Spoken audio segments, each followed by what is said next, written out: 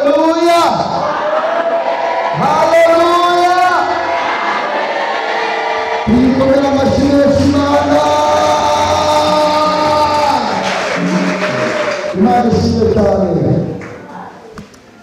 Reka turambure Bibiliya zacu tuganire ijambo ry'Imana. Igitabo cya mbere cya Samweli, igitabo cya mbere cya Samweli, bamwe mukunda kuvuga ngo ni Samweli wa mbere, ariko nta wubaho, ahubwo ni Samweli umwe wanditse ibitabo bibiri. Kadusomere igitabo cye cya mbere,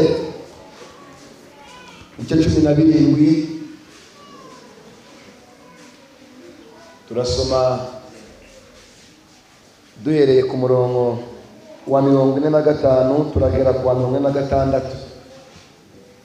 Igitabo cya mbere cya Samweli,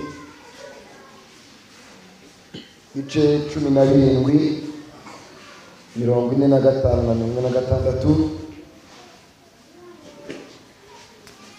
paje 274 ku bantu benda batamenyereye Bibiliya cyane. Hari abantu bayoborwa na paje 274. Zana mu izina rya Yesu ku bantu bahageze uvuge ngo amen. Dawidi abwira Umufilisitiya ati, waneranye inkota n'icumu n'agacumu, ariko jye nguteye mu izina ry'Uwiteka Nyiringabo, Imana y'ingabo za Isirayeli wasuzuguye. Uyu munsi Uwiteka arakungabiza nkwice nguce igihanga, kandi ndagaburira isigaje mu kirere n'inyamaswa z'inkazi zo mu ishyamba, intumbi z'ingabo z'Abafilisitiya, kugira ngo abo mu isi yose bamenye ko muri Isirayeli harimo iki? Imana. Imwikirize, harimo iki? Imana. Amen. Turaganira ku ijambo rifite intego ivuga ngo kwizera kunesha intambara cyangwa gutsinda intambara. Imana ibahe umugisha. Aho mufungiye Bibiliya mu ndebe, ubwo abatari bagasomye bazaza kuhasoma mu kanya twageze mu rugo. Nabivuze, nitwa Mbabazi Theodore, akunda guhamagara Theo, nsengera kuri ADPR ku Muhoza, ndi umuvugabutumwa bwiza. Hanyuma mfite umudamu, Imana yaduhaye abana 2 dutuye hano mu mujyi, turashimira Imana. Amen. Reka turirimbeho gakeya umunota nk'umwe, hanyuma dukomeze n'ijambo ry'Imana. Zibyo nibwira kubagirira sibibi, ahubwo ni byiza, kugira ngo mbare umutima mwiza.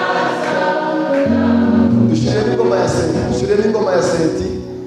Nindushaka kugira ubwiza, ukeneye icyubahiro, ndabona agende ayishakishe, gukora ibyiza udacogora.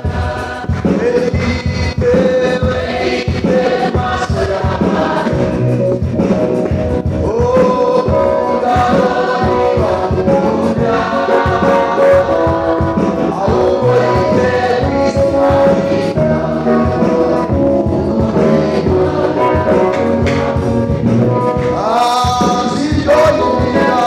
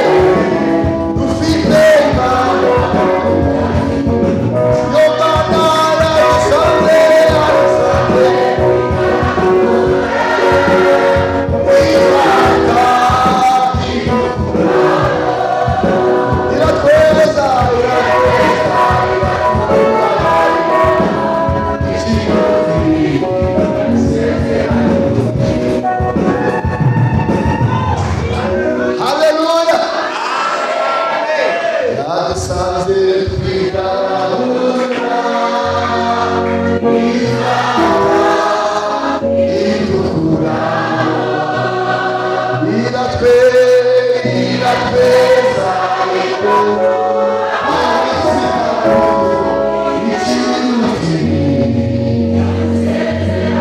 tuyibangira amashyi Imana yakoze imbere.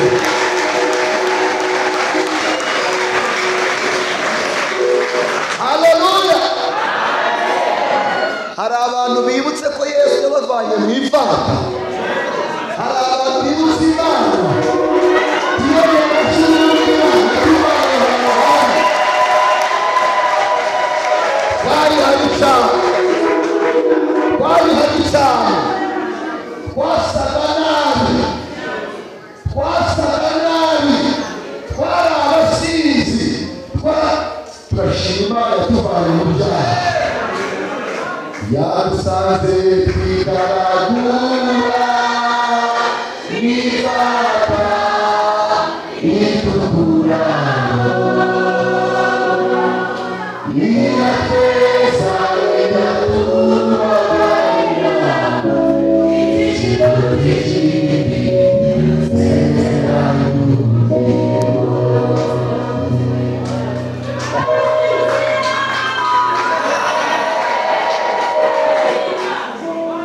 bivuze ngo tuvuye mu isi hari ubugingo buhoraho. Haleluya. Tuvuye mu isi hari ubugingo bugize gute? Turashimira Imana ko iduhaye umwanya wo guterana gutya. Mushumba yavuze ati dushimiye Imana ko imvura iguye turi mu rusengero. Dawidi avuze amagambo akomeye cyane, niba mwabyumvise ni mu ndebe hano. Aravuze ngo abwiye Goliyati ngo untera icumu n'uducumu, ariko njye uteye mu izina rya Yesu. Aravuze ngo impamvu uteye muri iryo zina ndagira ngo ngwice uyu munsi. Ntabwo amubwiye ntabwo ejo bundi, amubwiye ngo arabikora ryari uyu munsi. Ndagira ngo Goliyati wawe apfe ryari mu izina rya Yesu. Ntazarindire ejo, hari igihe nimugoroba yaguhitana. Ntazarindire kuwa kangahe, apfe none mu izina.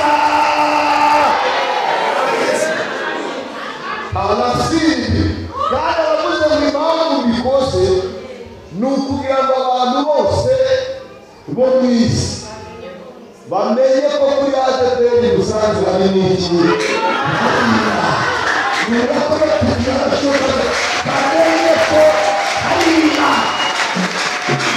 Imana ishimwe. Nta yindi mpamvu bikoze, si ukugira ngo bamwemere, si ukugira ngo ashimwe, si ukugira ngo bamukunde. Abikoze kugira ngo abantu basuzuguye Imana yo ku Musanze bamenye ko ihari.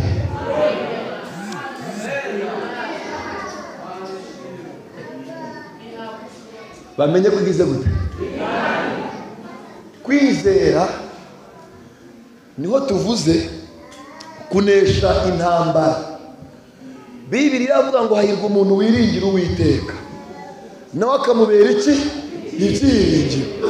Ngo bene uwo muntu ameze nk'igiti gitewe hafi y'umugezi, ngo amashami yacyo ntabwo ajya yuma. Impamvu atuma ni uko ngo icyo giti gishora imizi mu mazi, nimo gishora n'imizi mu mazi. Ngo n'izuba ryacanye siva kwa muntu, ngo gihora gitoshe. Ndashimira Imana ko abantu bayiringiye, nubwo byakomera izakomeza kwitwa Imana. Imana ishimwe, Imana ishimwe, Imana ishimwe. Dalasika kwizera, mubwire ngo kwizera. Ndafashijwe kandi Bibiri iravuga ngo hahirwa umuntu wizera kw'ibyo yabwiwe n'Umwami Imana byose bizasohora. Nubwo imvura yava akizera, nubwo bamuvaho akizera, nubwo bamuhunga akizera, kuko ari nta jambo Imana ivuga.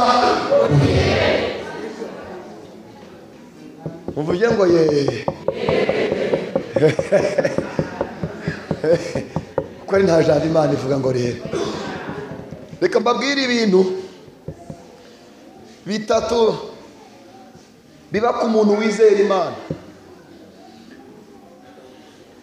Imana ifashe mwumvira ijambo. Kwizera gutsinda intambara ikarangira burundu. Nta masasa habaye ukizera gusa, intambara ihita irangira. Iyo umuntu yizera Imana hari ikintu Imana ikora, ni mu ndebe mu byumva. Iyo umuntu yizera Imana, Imana iramuheka. Imana igira gute? Niyo mpamvu umunyamurima ngo turi ku mugongo w'Imana. Iyo wizera Imana iraguheka.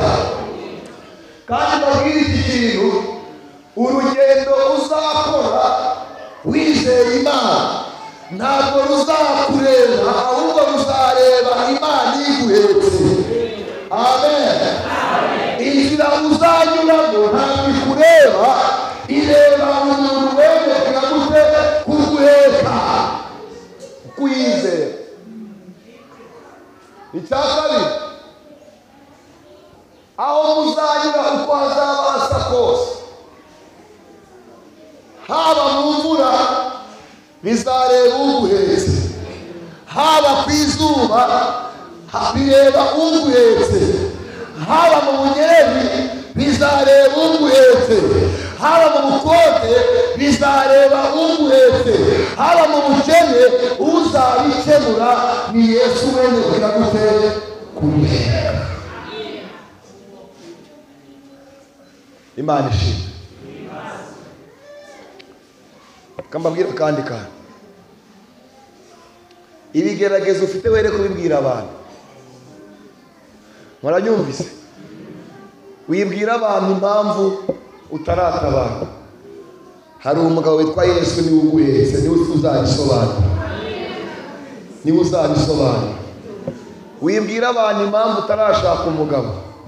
Wibwira abantu impamvu amashuri byanze. Hari uwitwa Yesu, niwe wenyine uduhetse. Ejo bundi yabwiye Yakobo ngo Yakobo mwana wanjye, kuko wangiriyeho umugisha kakumenya isi. Imfizi zarinda z'uruyenzi ziguhetse. Amen. Yakobo tuyamuhe naye yaravuze ngo imfizi z'uruyenzi kuko wangiriyeho umugisha kakumenya isi. Imfizi z'uruyenzi nanjye ndikuze ku mugongo. Kandi Imana igira ikigoma bitashuha mwana. Imana igira shuha mwana. Bati ntazatabaga itishuha mwana. Bati ntazabyara itishuha mwana. Ntazashaka shuha mwana. Bakuroga Imana itishuha mwana. Twishime Imana iragusubiza Imana. Imfizi z'uruyenzi Imana ikiguhetse. Uyizere. Uyizere. Ariko Mana we waraturengeye. Ariko Mana we waraturengeye. Ariko guma kwitira nde kuki wahavuze. Dawidi ni mwene Yesayi wibekere ko ibintu birafite ndumva mbaye mva. Ariko Mana we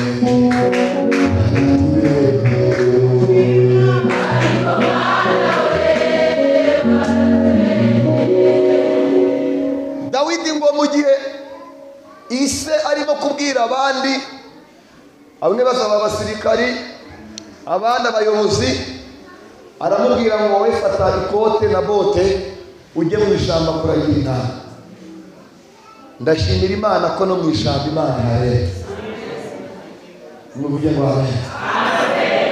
Dawidi ngo agiye mu ishyamba yibuka ko yazaga abona iwabo bari gusenga, ngo afata Bibiliya ayishyira ku rutugu mu kwaha, aravuga ngo aho ndataramazaje Uwiteka sandarura.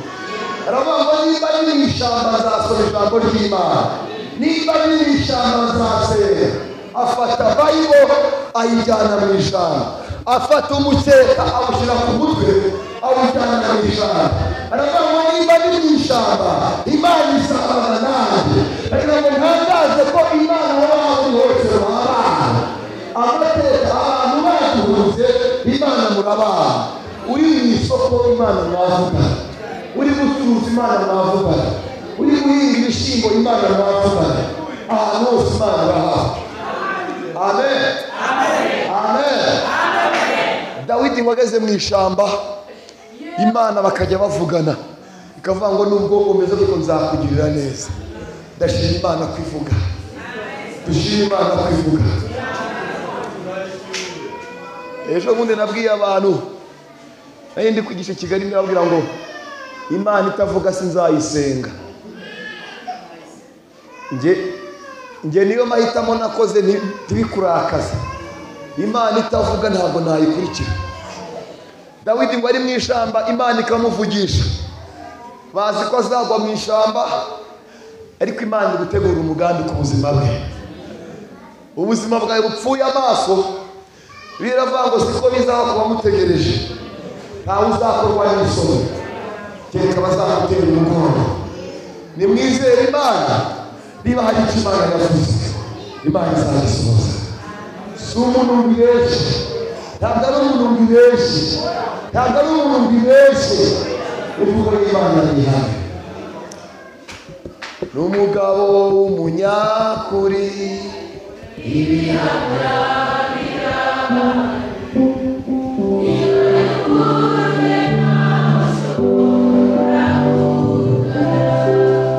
imvugo yiwe ni hamwe.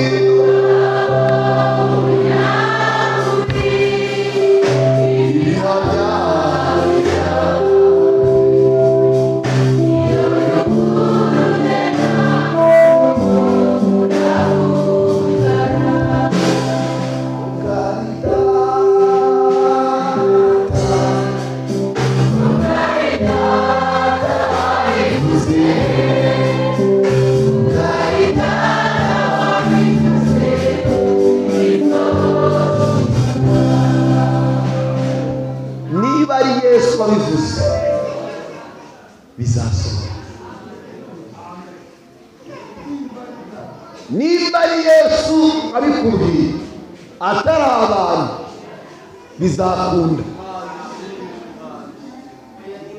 Hari n'igihe umuntu asenga akavugana n'abantu akarindira ko bizasohora wapi. Ejo bundi hari umudamu wagiye kubyara, kumuhoza umudamu wagiye kubyara, arambwira ati se ko Imana yavuze ngo ntibazambaga bakaba bagiye kumbaga. Ubwo ntabwo yariyo, ntabwo yariyo kuko ariyo ntabwo ijya ibeje. Arambwira ati kambe nihanganye ndebe ko batarambaga, ahubwo yari agiye gupfa. Namubwanire kaba kubaje, nayo ni inzira y'ubutabazi bw'Imana kuko uruhinja. Ubwo mwahuye ntabwo yari Imana ni umuntu mwahuye. Ati siko yambwiye ngo wirahiye. Ubwo niwe wirahiye ntabwo ari Imana yirahiye.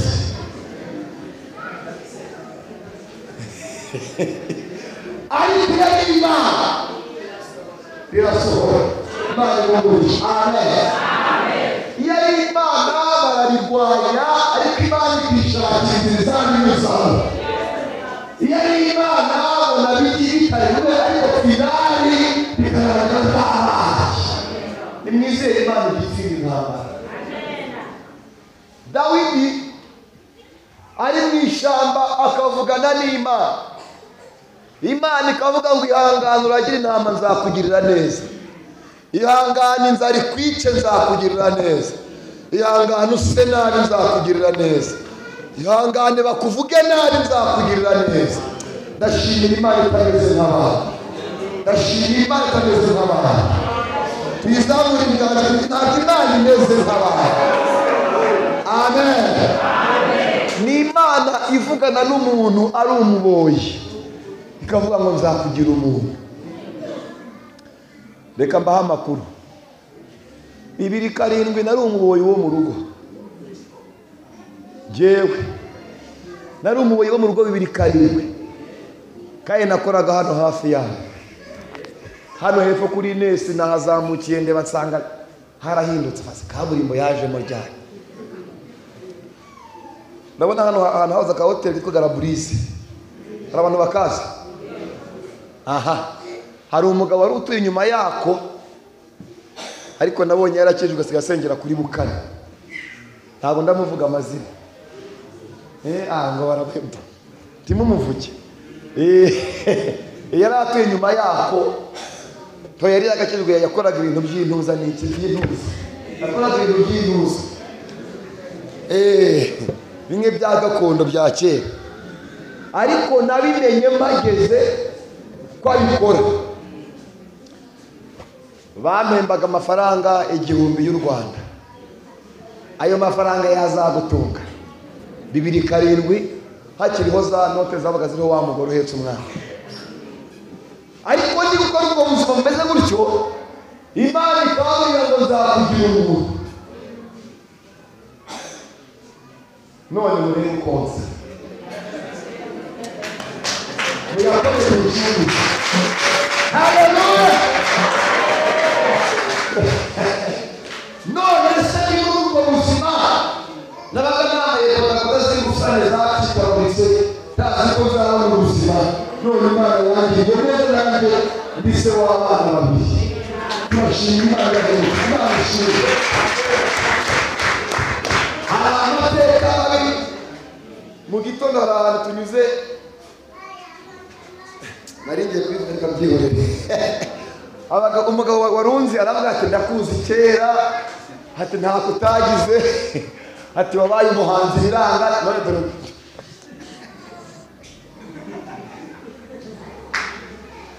nimugire mutya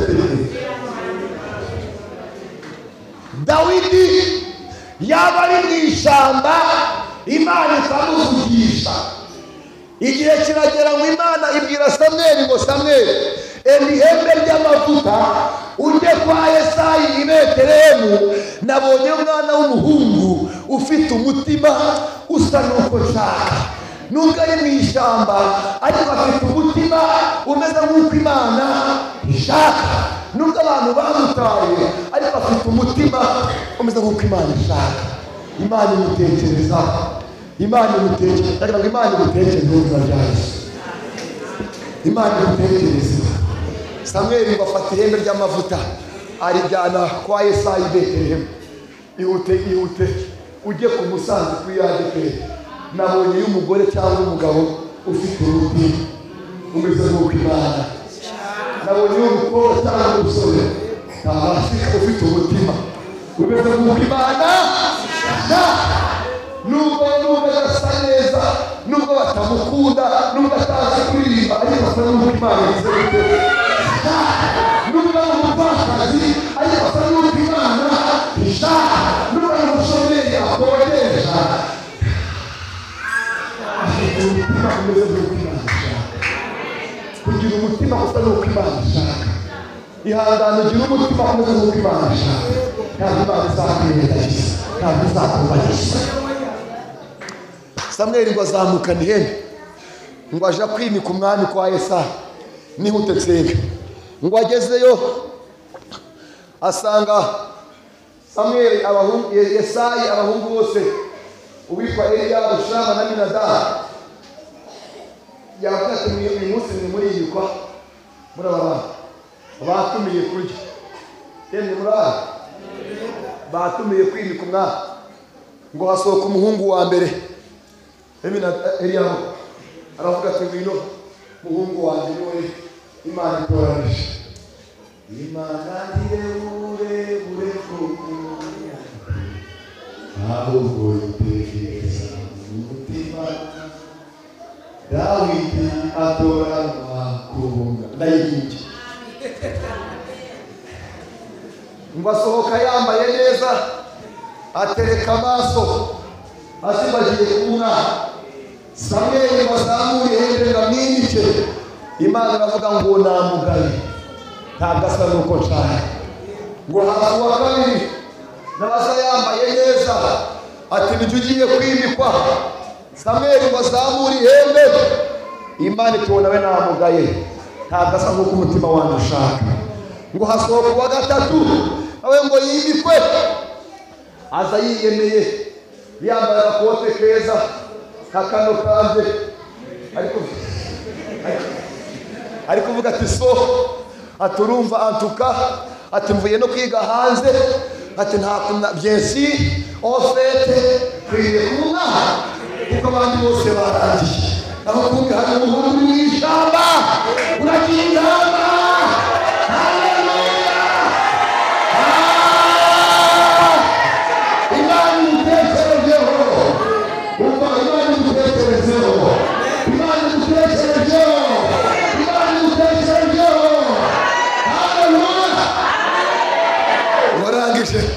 Samweli aravuga ati nta kundi ubwo bose barangiye wasanga ari uyu nguyu usigaye Imana ihisemo ngo azamure ihembe ry'amavuta Imana itubona rinavuga amavuta yanga kumanuka arafata aguma mu ihembe abantu bati ntimureba se ko yavangiwe ntabwo ari Imana yamutumye urayitumye wese kubona bose barangiye ari uwuhe naho mu ishyamba hakaba hari agahungu kavuganye n'isuba bingahe hakaba hari agahungu kambaye ibyacanye ariko Imana ibona neza hakaba hari agahungu batera ariko Imana ikemera hasi ashimira itareba nkaba ashimira itameze nkaba kuyibera shima kandi ikora nkaba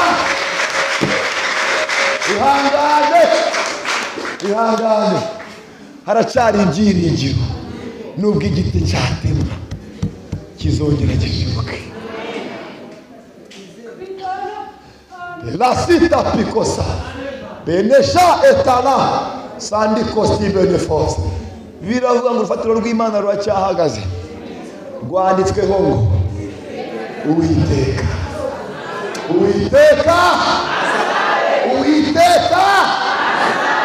n'abakene ariko arabazi barakodesha ariko arabazi nubwo batize ariko arabazi nubwo bapfakaye ariko arabazi barya nabi ariko arabazi Uwiteka asabe abantu bo ku musaza amen Uwiteka asabe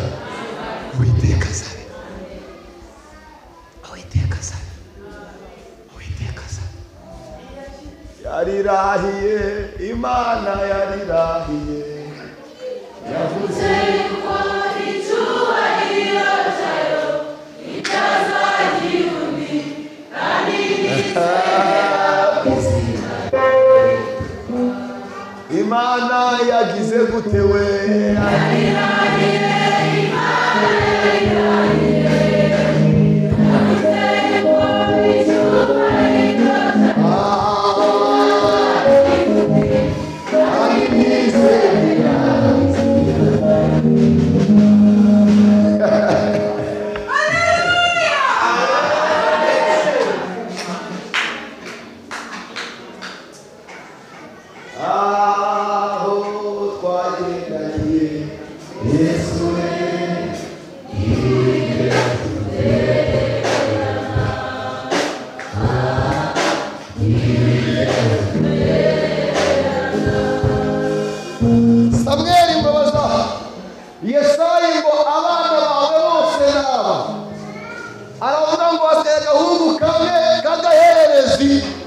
karagiye inama mu kirigi mu gihuru kuko ntabwo kandi barataye ariko Imana itareba nk'abantu ndashima Imana izirikana Imana izirikana Imana izirikana Imana izirikana mama papa Imana izirikana Imana izirikana Je t'aime Jésus. Je t'aime Jésus. Ndagukunda Yesu. Je t'aime Jésus. I love you Jesus. Ndagupenda. Muyipe abashobora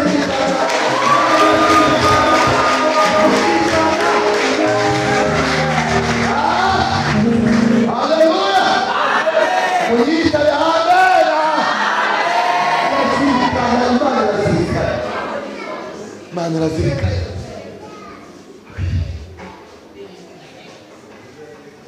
Ariko Yesu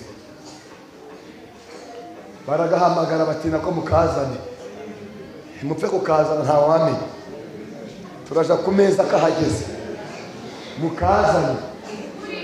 Ngo bari batetse amafiriti, batetse inkoko, bavuga bati hagiye kwibikura. Babona mwene Yesayi wabanye n'Imana mu gihuru, wakoze ibyo Imana ishaka. Babona umuhungu wirinze ubusambanyi, babona umuhungu wirinze inzoga, babona umuhungu wabanye n'Imana, babona umuhungu wasenze, babona aratambutse. Umva amakuru ngo aregutse nk'ariya mu muryango, ngo Umwuka w'Imana aza kuri Samweli aravuga ngo fata ihembe ry'amavuta uyamusukeho niwe uwo uyituza yakore ikareba. Haleluya, haleluya. Imana igutunguza igitangaza, Imana igutabare bawe, Imana igutabare bawe, Imana igutabare bagihari, Imana igutabare bagihari.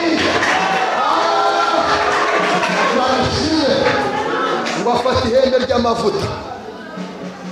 N'abatangaye cyane.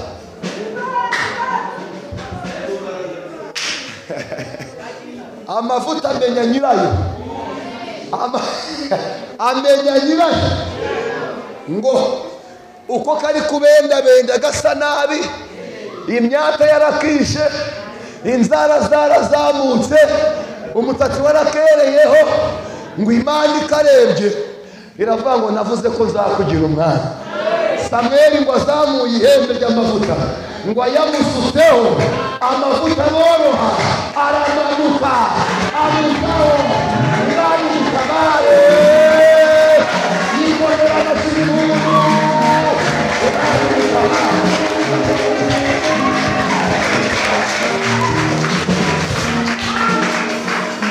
Ariko Mana icyo ngukundira ukameze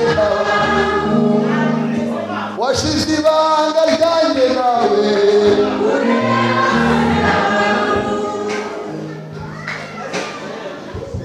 Ariko Mana icyo ngukundira ukameze washize ibanga ryanjye nawe.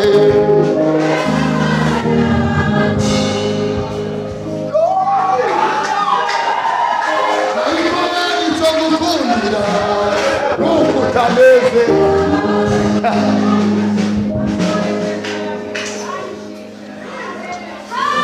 bakoze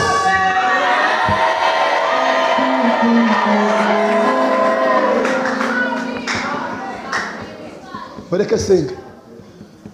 Amavuta bayamusukaho mu maso ya ba anti, mu maso ya bakuru be.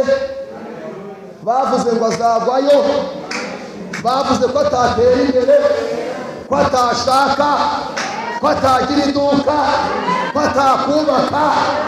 Imana imutabare bagihari mu izina ryayo.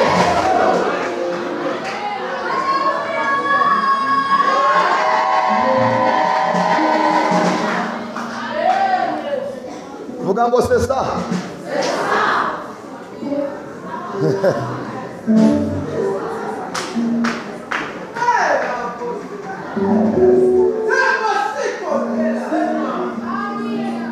Precisoma, Imana idutabare bahari.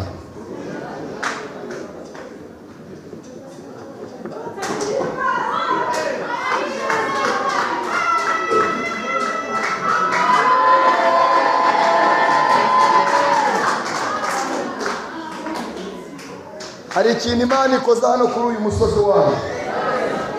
Imana yirukanye umurozi hano kuri aha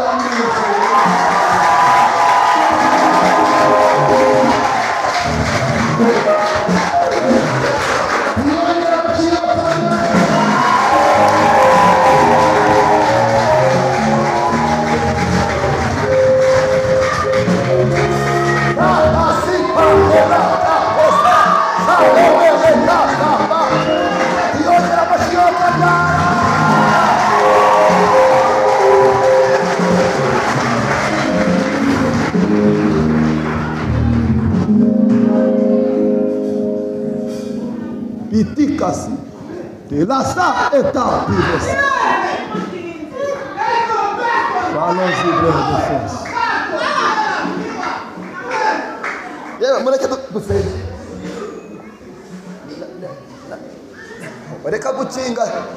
Reka gukinga ntacyo bitwaye.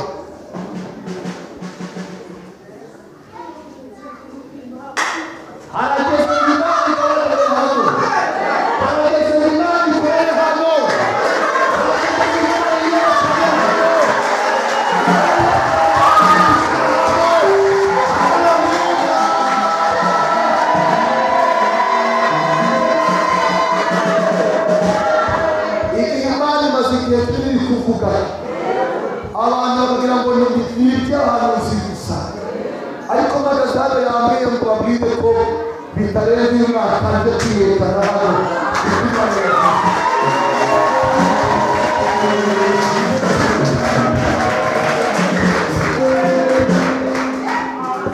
Kandi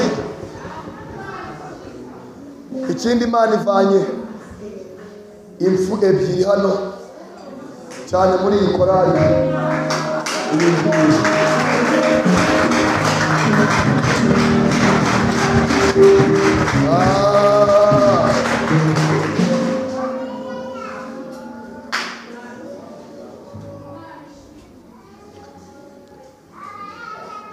Ariko ntimwumvemo tazabihakana.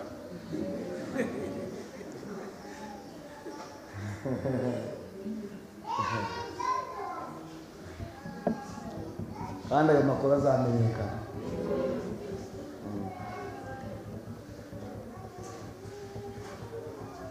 Ntabwo ari nje bivuze, ni Imana bivuze, kandi amakuru murayafite.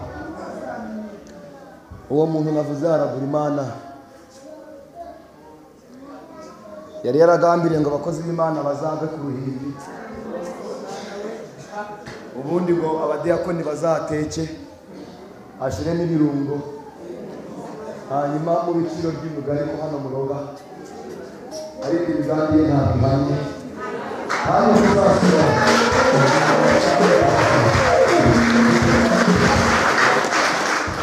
tuzasura maze turebe naguma n'ifeza ze.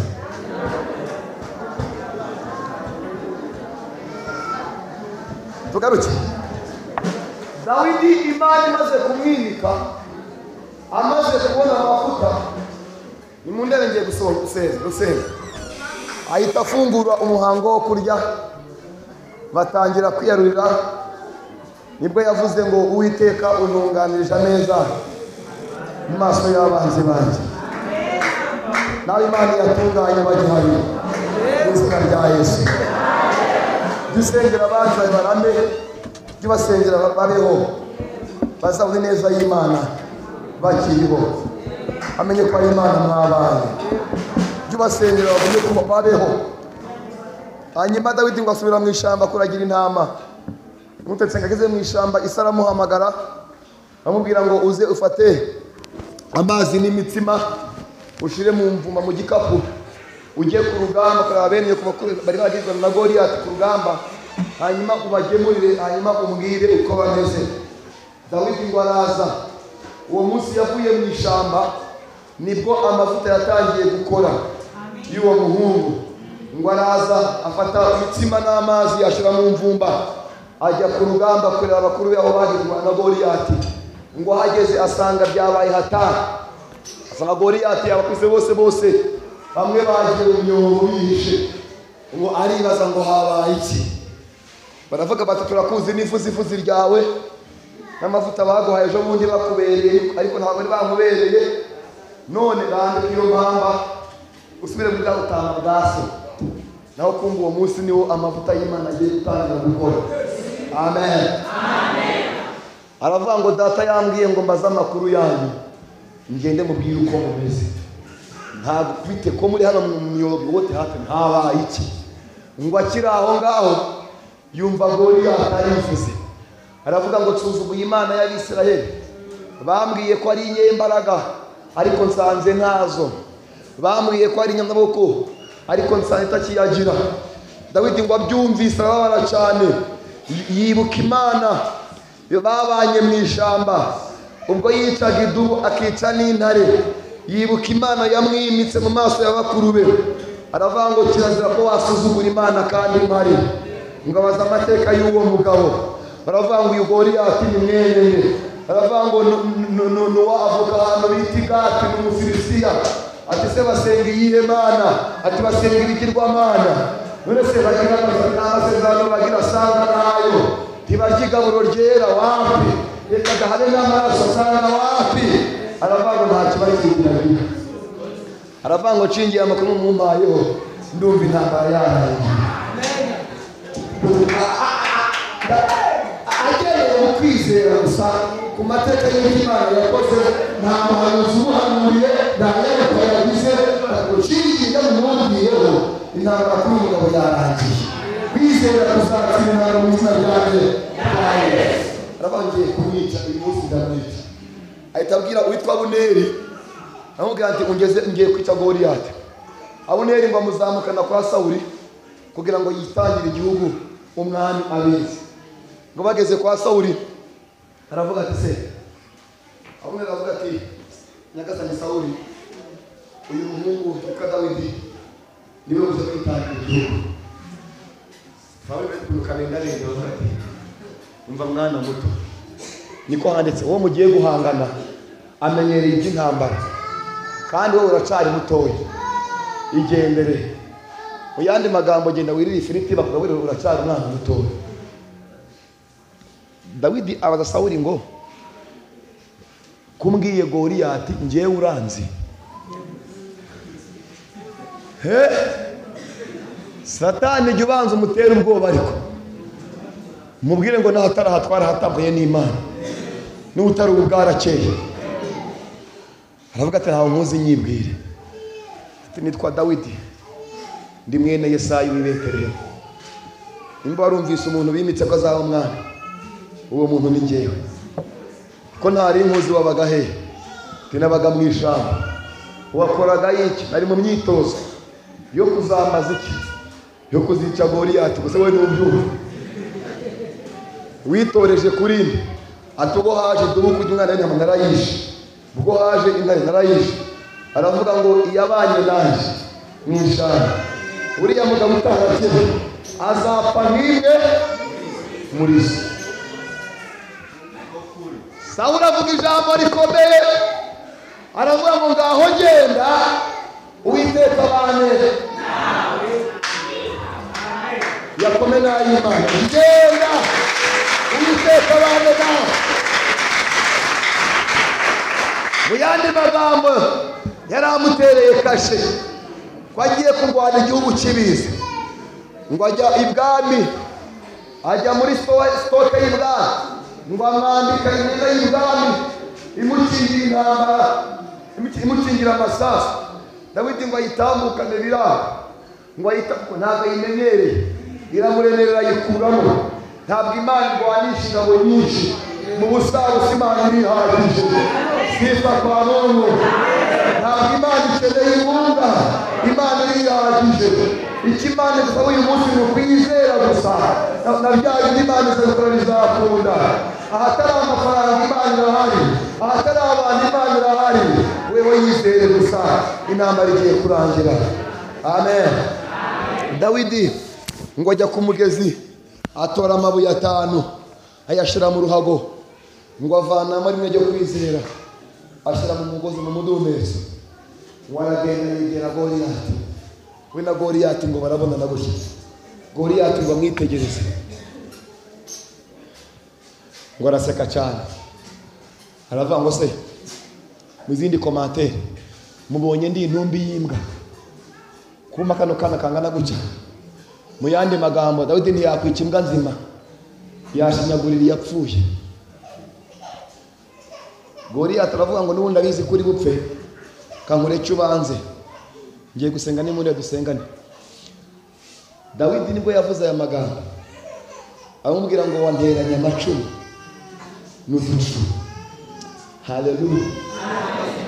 Wanteranya abakomeye n'amafaranga, wanteranya amarozi n'amahembe, ariko njye nguteye n'izina rya Yesu.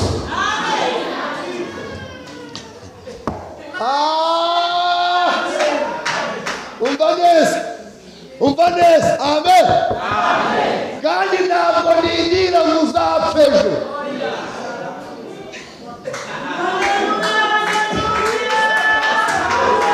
Ni ijambo ryo kwizera gusa. Ntabwo nindira ngo uzapfe ejo. Ntabwo nindira bamfasha. Now today uyu munsi ubu ndakwica mu izina rya Yesu.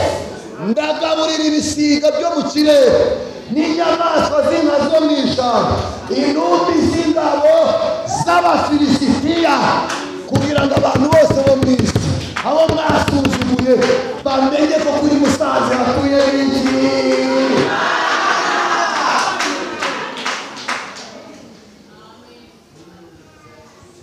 Naho vuga ngo wi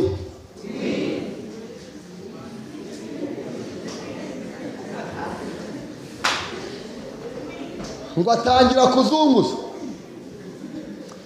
ngo atangira kugira gute kuzunguza. Goliyati aravuga ati uranapfata kamanze ndebe tekinike wazanye nzazifashishe mu zindi ntambara nzakoresha, kuko Goliyati bwari ubwa mbere abonye intambara y'amabuye n'imigozi. Ariko mbibutse ko Yesu ari we w'ubuzima ryanze n'abantu, kumbana rigatoranwa rikaba ibikomeza iki. Haleluya. Nimugengere niwe w'ubuzima. Mbibutse ko amabuye ariyo yubatse urusengero rw'i Yerusalemu kwari rwarasenyutse. Mbibutse ko bambuka Yorodani mu mazi bashinze n'iki amabuye. Goliyati akinisha ibuye rero, ntiyamenya amakuru y'ibuye. Dawidi ngo atangiye kuzunguza yumva ijwi. Ndagira ngo nawe wumve ijwi. Ndamubwira ngo uretse gutera kwigisha sisiteme z'intambara, Imana amubwira ngo banza uririmbe.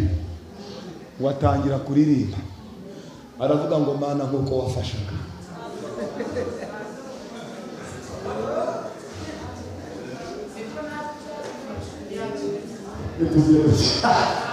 Natwe aba ku Musanze ni kuzadufasha. Geni 25 ni kuzadufasha. Uko abanye natwe muri uyu mwaka utangije ni kuzadufasha mu myaka iri imbere.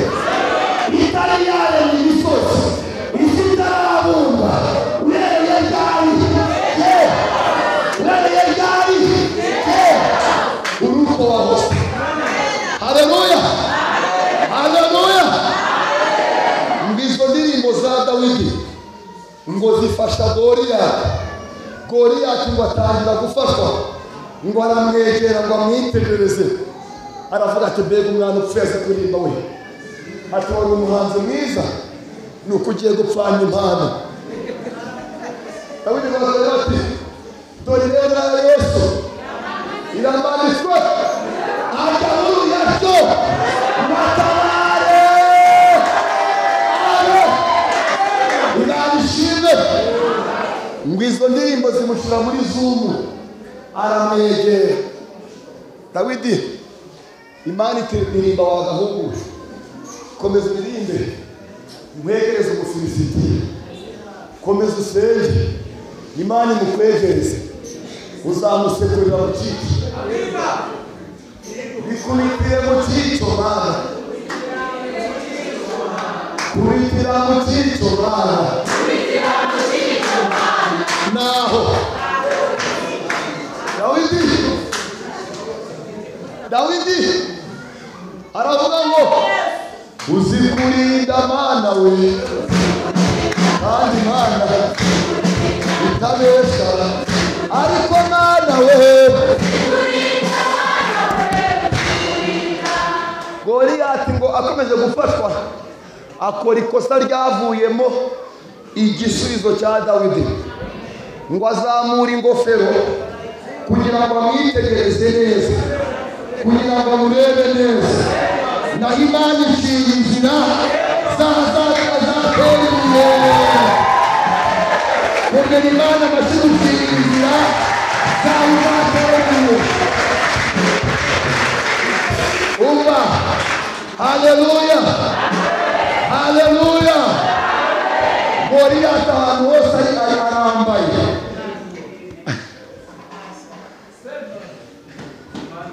abamotari murabazi abamotari baba bambaye kasike gutya niyo uzengurutse uragenda ahita yizamura ushaka ujya hanze ubigerageze izo ndirimbo za Dawidi uko ari kuziririmba ziba sinyari sifura Goliyati ngo amwitegereze akora ikosa arayizamura naho Imana yapanze gucira zaho atazatera imbere ndagira ngo dushimire Imana ko mu kwezi kwa mbere umwaka ugiye kuza Imana iciye inzira zaho tuzatera amabuye mu maso ya Goliyati abashimire ko dushimire Imana Imana itabazuka